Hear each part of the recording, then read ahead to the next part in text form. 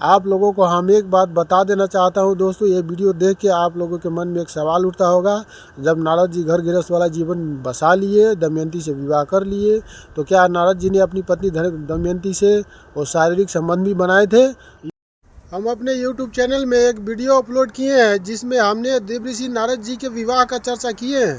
श्रीमद् देवी भागवत पुराण में, गीता प्रेस गोरखपुर का जो देवी भागवत पुराण है, उसमें नारद जी का विवाह का जिक्र है।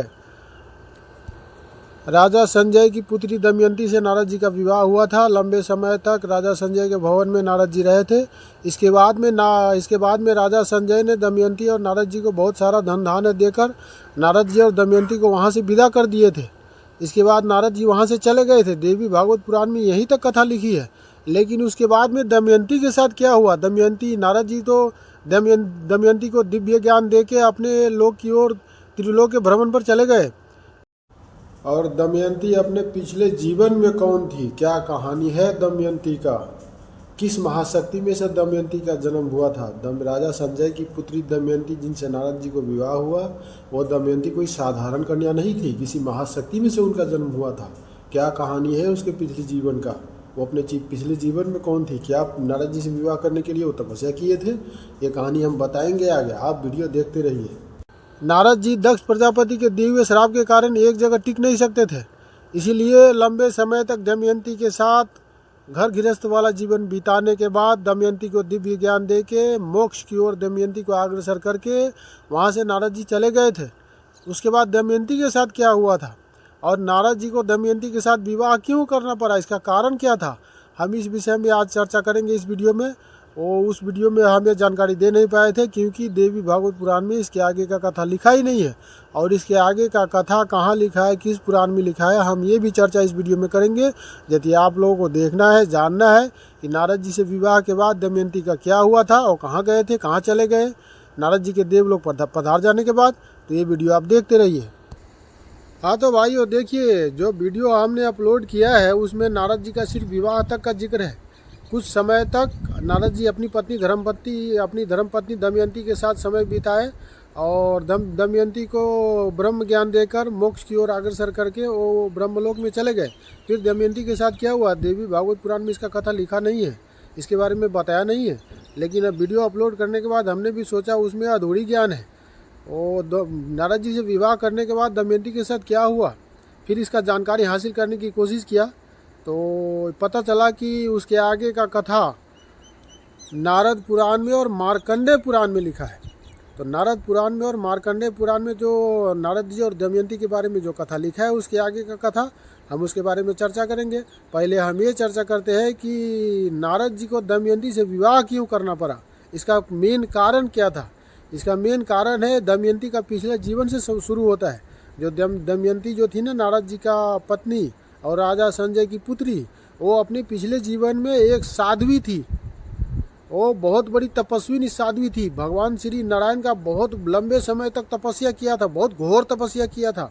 और जब भगवान श्री नारायण ने उस साध्वी को दर्शन दिए थे तो साध्वी वरदान में यही मांगा था कि उनको अगले जीवन में भगवान श्री नारायण के समान ही जो उनका भक्त होगा उससे उसका विवाह हो।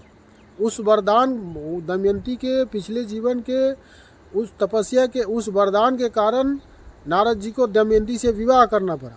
तो भगवान श्री नारायण ने उनको वरदान दिए थे दमयंती के पिछले जीवन में कि दमयंती को अगले जीवन में राजा संजय होगा, उनकी पुत्री के रूप में उनका जन्म होगा और उन्हीं भगवान श्री नारायण के समान ही उनके किसी भक्त से उनका विवाह होगा और उन्हीं के दिए हुए दिव्य ज्ञान के कारण उनको मोक्ष की प्राप्ति हो जाएगी। और उसके बाद में दमयंती जो साध्वी कन्या थी, जो भगवान श्री नारायण का जोर शोर से तपस्या किया था, भगवान श्री नारायण ने उनको वरदान दिए थे। उन्हीं वरदान के कारण उस साध्वी कन्या का जन्म राजा संजय की पुत्री के रूप में राजा संजय के राज्य में हुआ। और उसी वरदान के कारण, उसी वरदान के प्रभाव में आकर नारद जी एक दिन घूमने और मृत्युलोक में तीर्थ धाम करने के इरादा से मुनि पर्वत के साथ मृत्युलोक में गए और चौमासा बिताने के लिए राजा संजय के राज्य में गए।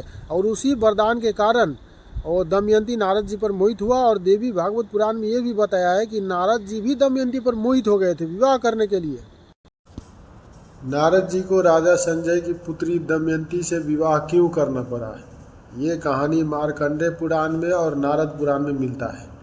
ये कहानी इस तरह है। देवऋषि नारद जी एक बार भगवान श्री नारायण के धाम में गए थे, तो माता लक्ष्मी और भगवान श्री नारायण को एक साथ बैठे हुए देखकर नारद जी के मन में ये भाव, ये ख्याल आ गया था कि उनका भी कोई पत्नी होता, वो भी अपनी पत्नी के साथ घर गृहस्थ वाला जीवन का सुखों और दुखों का अनुभव करता। तो नारद जी के इसी भाव का सम्मान करते हुए माता लक्ष्मी ने अपने अंश से एक कन्या को धरती पर भेजा, जिनका जन्म धरती पर हुआ। और वो कन्या अपने जीवन में साध्वी बनकर एक बहुत लंबे घोर तपस्या किया, बहुत लंबे समय तक भगवान श्री नारायण का। और उस जीवन में उस कन्या को भगवान श्री नारायण का दर्शन हुआ। उन्होंने वरदान में मांगा कि उन्हीं के जैसा, भगवान श्री नारायण के जैसा ही उनका यदि कोई भक्त है, बहुत ही उनका कोई प्रिय भक्त, तो उन्हीं से उनका विवाह हो। तो उसी वरदान, भगवान श्री नारायण के उसी वरदान के कारण उस कन्या का अगला जीवन राजा संजय की पुत्री दमयंती में हुआ था। और भगवान श्री नारायण के उसी वरदान के कारण नारद जी को दमयंती से विवाह करना पड़ा। इसमें नारद जी का एक भाव भी छिपा हुआ है, जो हमने आपको अभी बताया। और राजा संजय की पुत्री दमयंती माता लक्ष्मी का ही अंश था, वो कोई साधारण कन्या नहीं थी। और आपको क्या लगता है, माता लक्ष्मी के अंश से जिस कन्या का जन्म होगा वो कामनी होगा? सिर्फ और सिर्फ काम वासना के लिए देवऋषि नारद जी से जो दिव्य था, ब्रह्मा जी के संतान थे, मानस पुत्र थे, उनसे विवाह करेगा? नहीं। दमयंती का केवल एक ही उद्देश्य था कि माता लक्ष्मी के आदेश का पालन करे, देवऋषि नारद जी के धर्मपत्नी बन के उनका सेवा करके उनके द्वारा दिए हुए दिव्य ज्ञान के प्रभाव से फिर से वो मुक्त होकर के अपने मूल स्वरूप माता लक्ष्मी में जाकर समाहित हो जाए। सिर्फ और सिर्फ यही उनका लक्ष्य था, और कोई लक्ष्य नहीं था। सिर्फ वो ये चाहती थी कि देवऋषि नारद जी के धर्मपत्नी बनने का सौभाग्य उसको प्राप्त हो, यही उनका लक्ष्य था। और जो पुण्यात्मा होते हैं उनके दिलो दिमाग में काम वासना जैसा घटिया सोच विचार कभी नहीं होते हैं। जो भगवान के भक्त होते हैं, पुण्यात्मा होते हैं, उनके दिलो दिमाग में क्या भाव छिपे होते, क्या सोच विचार रहते, इसका अनुभव तो कोई भगवान का महान भक्त ही कर सकता है, कोई साधारण व्यक्ति नहीं कर सकता है। भगवान के जो अनन्य भक्त होते हैं उनके दिलो दिमाग में काम वासना जैसा घटिया सोच विचार कभी नहीं होते हैं। उनका एक ही लक्ष्य होता है कि किसी भी तरह अच्छे कर्म करके मुक्त होकर के भगवान श्री नारायण में समा जाए, यही लक्ष्य होते हैं। और उसी तरह दमयंती से राजा संजय की पुत्री बहुत बड़ा पुण्यात्मा भगवान का भक्त था। उनका एक ही उद्देश्य था कि नारद जी के पत्नी होने का सौभाग्य उसको प्राप्त हो और उनके दिए हुए दिव्य ज्ञान के प्रभाव से मुक्त होकर के अपने मूल स्वरूप माता लक्ष्मी फिर से समा जाए, यही उनका उद्देश्य था। काम वासना की पूर्ति जैसा कोई उद्देश्य उनका नहीं था। देवऋषि नारद जी तो ब्रह्मा जी के मानस पुत्र है। ब्रह्मा जी ने अपने मन से उनका रचना किए थे।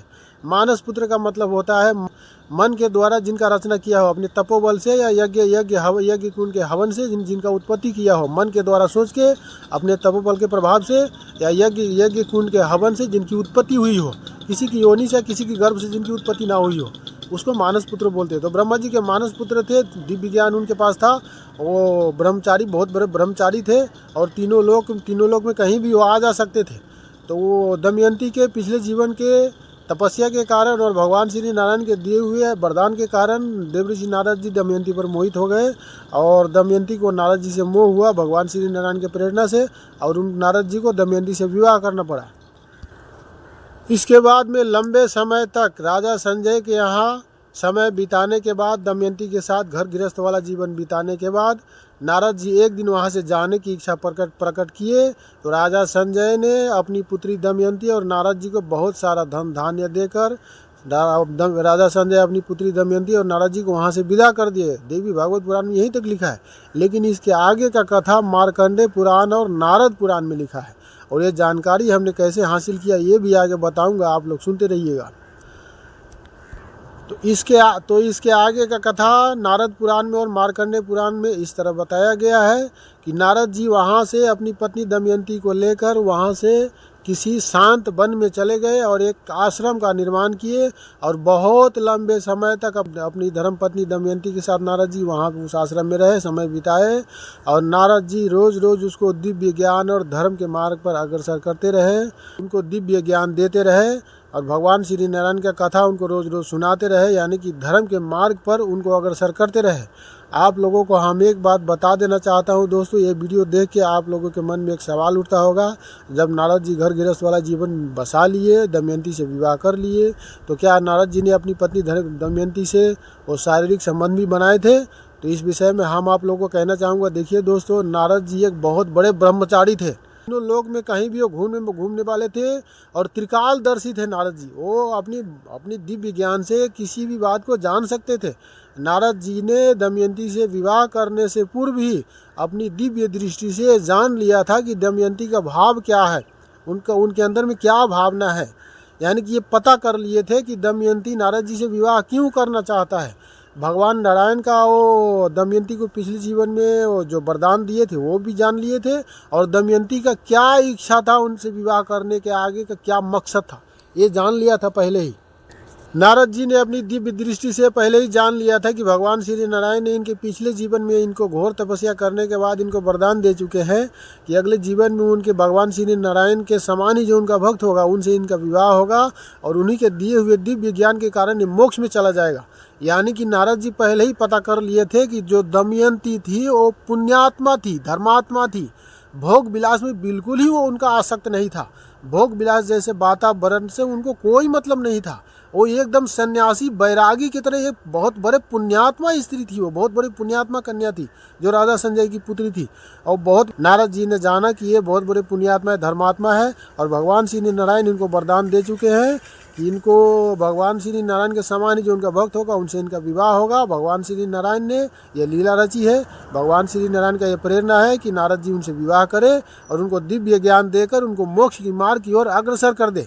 और दमयंती का यही इच्छा था कि नारद जैसे पुण्यात्मा और महात्मा का पत्नी बनने का सौभाग्य प्राप्त करके उनसे दिव्य ज्ञान हासिल करके वो भगवान के धाम में मोक्ष में चला जाए। केवल उनका यही इरादा था, ना कि नारद जी के साथ विवाह करके काम वासना जैसे लोभ मोह में फंस के और नारद जी के ब्रह्मचर्य को भंग करने का उनका कोई इरादा नहीं था। आप लोग सबसे पहले ये बात बताइए, जो धर्म पत्नी होता है, धर्म पत्नी का काम क्या होता है, धर्म पत्नी का कार्य क्या है? धर्म पत्नी का कार्य होता है पति को धर्म के मार्ग पर अग्रसर करे। यदि धर्म पत्नी का काम होता है पति यदि धर्म के मार्ग से भटक रहा है तो उनको धर्म का रास्ता दिखा के धर्म के मार्ग पर आगे बढ़ाए, ना कि उसको उनका धर्म भ्रष्ट करके धर्म के मार्ग से और उनको भटका दे। धर्म पत्नी का उद्देश्य बिल्कुल ये नहीं होता है। और जो दमयंती था वो पुण्यात्मा थी, धर्म के बारे में जानने वाला थी। तो इसीलिए दमयंती ने नारद जी से विवाह करने के बाद भी ऐसी कोई इच्छा प्रकट नहीं की कि नारद जी के ब्रह्मचर्य में बाधा उत्पन्न हो और नारद जी का ब्रह्मचर्य भंग हो जाए। केवल सिर्फ और सिर्फ दमयंती को नारद जी से विवाह करने का यही उद्देश्य था कि उनके साथ विवाह करके बहुत बड़े पुण्यात्मा, इतने बड़े भगवान श्री नारायण का नारद जी जो भक्त है उनकी धर्म पत्नी होने का सौभाग्य उसको प्राप्त हो, और उनके दिए हुए दिव्य ज्ञान के प्रभाव से वो भगवान श्री नारायण के धाम में मोक्ष में चला जाए। उनका सिर्फ यही इरादा था। दमयंती के इसी इरादे को जानते हुए नारद जी ने दमयंती से विवाह करना स्वीकार कर लिए थे। इसके बाद में बहुत लंबे समय के बाद में वो मुनि पर्वत आके उनको श्राप से मुक्त कर दिए थे। ये कथा हमने पिछली वीडियो में बताए हैं। इसके पहले की कहानी यदि आपको जानना है तो हमारी इससे पहले की वीडियो आप देखिएगा, हमारे यूट्यूब चैनल पर मौजूद है। इसकी आगे की कहानी का हम इसमें चर्चा करते हैं। इसके बाद में नारद जी ने अपनी धर्मपत्नी दमयंती के साथ में जाकर एक शांत वन में एक आश्रम का निर्माण किए थे। इसके बाद में लंबे समय तक उस आश्रम में अपनी पत्नी के साथ समय बिताए थे, और रोज़ रोज़ दमयंती की इच्छा अनुसार भगवान श्री नारायण का कथा सुनाया करता था।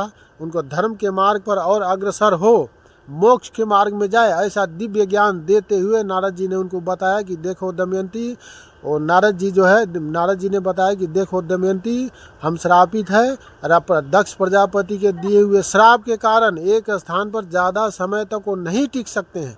इसीलिए अब वे वहाँ से जाना चाहते हैं, लेकिन जाने से पहले नारद जी ने दमयंती को दिव्य ज्ञान दे दिए ताकि वो भगवान श्री नारायण का और भी तपस्या भजन करके भगवान श्री नारायण के धाम में मोक्ष में चले जाए। तो नारद जी को दक्ष प्रजापति ने श्राप दिए थे कि किसी एक स्थान पर वो ज़्यादा समय नहीं टिक पाएंगे। तो ये कथा इस तरह है। एक समय की बात है, दक्ष प्रजापति ने कई बार 1,000 पुत्र उत्पन्न किए, और सभी बार नारद जी ने राजा दक्ष प्रजापति ने अपने पुत्रों को कहा कि जाकर तपस्या करे। तपस्या करके कुछ शक्तियाँ हासिल करे। इसके बाद में दक्ष प्रजापति का सभी पुत्र तपस्या करने चले गए और नारद जी वहाँ जाके उनको अपने कर्म के मार्ग से भटका के सन्यासी के मार्ग पर भेज दिए। 1 बार 2 बार 3 बार हर बार ऐसे ही किए तो दक्ष प्रजापति एक बार गुस्सा होकर के नारद जी को क्रोधित होकर के नारद जी को श्राप दे दिए कि वो किसी भी स्थान पर एक जगह टिक नहीं पाएंगे। दूसरों का घर उजाड़ने वाले नारद, तुम्हारा घर कभी नहीं बसेगा, तुम एक स्थान पर कभी टिक नहीं पाओगे, हमेशा सब जगह सभी लोगों में भ्रमण करते रहोगे। तो नारद जी को दक्ष प्रजापति ने श्राप दिया, लेकिन नारद जी को दक्ष प्रजापति का ये श्राप वरदान जैसा महसूस हुआ कि अब वो कभी एक जगह टिकेंगे नहीं और अब वो कभी तीनों लोक में भ्रमण करते हुए कभी थकेंगे भी नहीं। तो नारद जी ने अपनी श्राप का वर्णन दमयंती को सुनाया और दमयंती को अच्छी तरह समझाने बुझाने के बाद में नारद जी ने दमयंती से ये कहा कि दमयंती अब हम यहाँ से जाना चाहते हैं, अब तुमको यहाँ से अपने पिता के घर वापस चले जाना चाहिए और वापस जाके जो ज्ञान हमारे द्वारा तुमको मिला है, जो दिव्य ज्ञान हमने तुमको दिया है, इस ज्ञान के द्वारा भगवान श्री नारायण में रम के उनका जोर शोर से भक्ति भजन करके भगवान श्री नारायण के धाम में मोक्ष में चले जाना चाहिए। इसीलिए अब हम यहाँ से जाना चाहते हैं। तो आप लोगों को हम एक बात बता दूं दोस्तों, नारद जी जब वहाँ से जाना चाहते थे तो दमयंती के दिलो दिमाग में मन में तनिक भी कोई आशंका नहीं थी और न ही तो कोई तकलीफ थी, बल्कि उसको खुशी था, इस बात का खुशी था कि कम से कम जो उनका इच्छा था कि भगवान श्री नारायण के समान ही उनके किसी भक्त से उनका विवाह हो, इतने बड़े महात्मा का धर्म पत्नी बनने का सौभाग्य प्राप्त हो और ये नाम रहे, इस बात का खुशी था। नारद जी दिव्य ज्ञान अपनी धर्मपत्नी दमयंती को दे के वो नारद जी वहाँ से चले गए थे अपने जहाँ वो जाते तीनों लोक में भ्रमण करने, लेकिन जाते जाते अपनी धर्मपत्नी दमयंती को और दिव्य ज्ञान दे कर गए थे और ये कह कर गए थे कि और जोर शोर से तपस्या करके भगवान श्री नारायण के भजन भक्ति में मन लगा के मोक्ष में भगवान श्री नारायण के धाम में चले जाए, ये आज्ञा दे कर गए थे। और ये भी आज्ञा दे कर गए थे कि किसी स्त्री को अकेला वन में रहना उसके लिए अच्छी बात नहीं है। ये ना दमयंती की सुरक्षा के इरादे से ये आज्ञा देकर गए थे कि वो अपने पिता के घर चले जाए और अपने पिता के महल में रहकर ही लोभ मोह माया से दूर रहकर अपने पिता के भवन में रहकर ही अकेला महसूस करे, सबसे अलग महसूस करे और कोई लोभ मोह माया में ना फंसे और भगवान श्री नारायण के भजन साधना में लीन होकर मोक्ष में उनके धाम में चले जाए। ये आज्ञा देकर गए थे दमयंती को नारद जी ने। इसके बाद में दमयंती ने अपने पति नारद जी के दिए हुए आज्ञा के कारण नारद जी के वहाँ से चले जाने के बाद दमयंती अपने पिता के राजभवन में लौट आई। तो दमयंती अपने पिता के राजभवन में रहते हुए भी मोह माया से दूर एक तपस्वी, एक साध्वी की तरह सबसे अलग वो रहती थी और हमेशा जो भगवान श्री नारायण का जो भक्त होता है, ऐसे ही जैसा भगवान श्री नारायण के भक्त का जो दिनचर्या होता है, ऐसी ही दिनचर्या में हमेशा वो रहती थी, सबसे अलग रहती थी। दिन भर हमेशा जब तक उसका आँख खुला रहता था तब तक वो भगवान श्री नारायण के भजन में ही रमे रहते थे अपने पति देवर्षि नारद जी के दिए हुए आज्ञा के कारण। और भगवान श्री नारायण का भजन तपस्या जोर शोर से करके अंत में अपना शरीर छोड़ के भगवान श्री नारायण के धाम में ही चले गए थे, यानी कि उनको मोक्ष मिल गया था। देवलोक गमन कर जाने के बाद भी जब दमयंती अपने पिता के घर वापस आए थे तो कोई दूसरा विवाह उन्होंने नहीं किया था। नारद जी के नाम से ही जीवन बिता के त्यागी सन्यासी बैरागी की तरह जीवन बिता के और भगवान श्री नारायण का तपस्या भजन साधना करके अपने शरीर को छोड़ दिए थे लास्ट में। और इसके बाद में वो भगवान श्री नारायण के धाम में मोक्ष में चले गए। ये मार्कंडेय पुराण में और नारद पुराण में ये कथा मिलता है। तो ये कथा हमने पिछली वीडियो में हमको जानकारी नहीं थी, इसलिए हम उसमें बता नहीं सके। अब हमने भी सोचा जो वीडियो हमने बनाया है दमयंती के बारे में अधूरी कहानी है, अधूरी कहानी हमको खुद अच्छा नहीं लगा तो अधूरा बात किसी को क्यों बताना है। तो ये जानकारी हमने हासिल किया, आप लोगों तक पहुँचाया। और इस कथा से हमें ये शिक्षा मिलता है कि जब हमको कोई श्राप देता है या दुखों कष्टों जैसा समय आता है तो उसमें भी भगवान श्री नारायण का या विधाता का कोई रहस्य ही छिपा होता है। तो इसीलिए हमें इसे घबराना नहीं चाहिए, बल्कि हमारे साथ जो भी होता है दुख और सुख, कोई क्रोधित होता है, कोई अपशब्द कहता है, तो हमको ये बात सोचना चाहिए कि हमारे ही किसी जन्म के कर्मों के फल के स्वरूप उसके बुद्धि विचार में परिवर्तन हुआ और हमारे पर उन्होंने क्रोध किया। तो नारद जी को दक्ष प्रजापति जब श्राप दिए थे तो उनको बिल्कुल ही बुरा नहीं लगा, उनको अच्छा लगा, उनको खुशी महसूस हुआ कि अब वो किसी एक जगह टिक नहीं पाएंगे और तीनों लोग में भ्रमण करते हुए वो थक भी नहीं पाएंगे। तो ये नारद जी का कथा है दोस्तों। नारद जी ने दमयंती से विवाह करने से पूर्व ही अपनी दिव्य दृष्टि से जान लिया था कि दमयंती का भाव क्या है, उसका इरादा क्या है। उसका भाव, उसका इरादा था कि नारद जी के संग रह के उनके साथ भक्ति भजन का ज्ञान प्राप्त करके भगवान श्री नारायण के धाम में मोक्ष में चले जाए। और इसी दमयंती के इसी भाव को जानते हुए नारद जी दमयंती से विवाह करने का प्रस्ताव स्वीकार कर लिए थे, क्योंकि भगवान के भक्तों का कल्याण करना ही नारद का उद्देश्य था। और भगवान के किसी भी भक्त का उद्देश्य होना चाहिए। कोई भी दुखी व्यक्ति भगवान के भक्ति के उद्देश्य रखते हुए कोई व्यक्ति यदि भगवान के किसी भी भक्त के पास ज्ञान प्राप्त करने या मोक्ष में जाने के मार्ग से सहायता मांगने आता है तो भगवान के किसी भी भक्त का फर्ज बनता है कि उनका सहायता करे। तो भगवान श्री नारायण का प्रेरणा होने के कारण दमयंती से विवाह करना नारद जी ने स्वीकार कर लिया था। और नारद जी दमयंती के साथ लंबे समय ब्रह्मचर्य की तरह बिताने के बाद दिव्य ज्ञान देते हुए दमयंती को मोक्ष के मार्ग में जाने के लिए अग्रसर करके वहाँ से चले गए थे। और इसके बाद में दमयंती नारद जी के दिए हुए आज्ञा के कारण अपने पिता के राजभवन में लौट आए थे। और लंबे समय तक, जब तक जीवन रहा तब तक तपस्या, साधना, भजन इत्यादि करके अपने शरीरों को कष्टदायी अवस्था में पहुंचा के लास्ट में दमयंती ने अपने पिता के यहाँ ही भगवान श्री नारायण के जोर शोर से तपस्या साधना करके अपने शरीर को अंत में छोड़ दिए थे और भगवान श्री नारायण के धाम में चले गए थे। तो ये दमयंती की कथा है दोस्तों। दमयंती को तो मोक्ष प्राप्त हो गया और नारद जी अपने धाम में चले गए, अपने जहाँ वो जाते हैं। तो ये कथा इस कल्प का नहीं है, ये कथा शाश्वत कल्प है, दूसरे कल्प का कथा है, मगर इसी नारद जी का कथा है।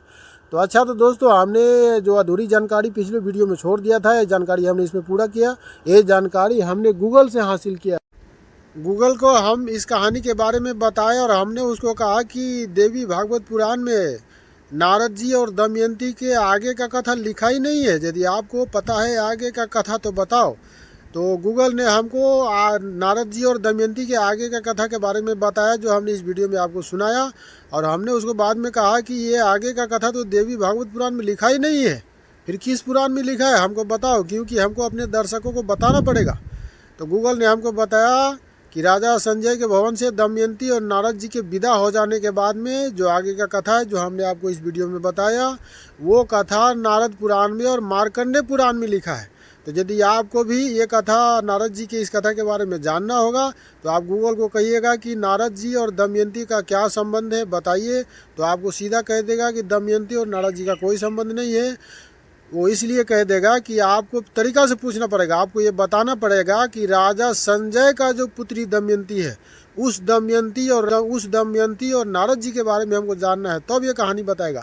आप सीधा दमयंती और नारद जी का संवाद पूछिएगा तो सीधा आपको राजा नल की पत्नी जो दमयंती थी उस कथा पर ले जाएगा। तो यदि आपको जानना है कि आपको ये बताना पड़ेगा कि राजा संजय की जो पुत्री दमयंती है, उस दमयंती और नारद जी का क्या संबंध है बताइए, तब ये कथा आपको बताएगा।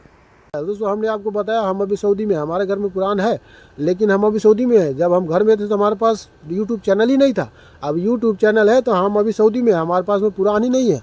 अगर घर में होते तो पुराण में देख के पढ़ के रिकॉर्ड करके आपको बताते।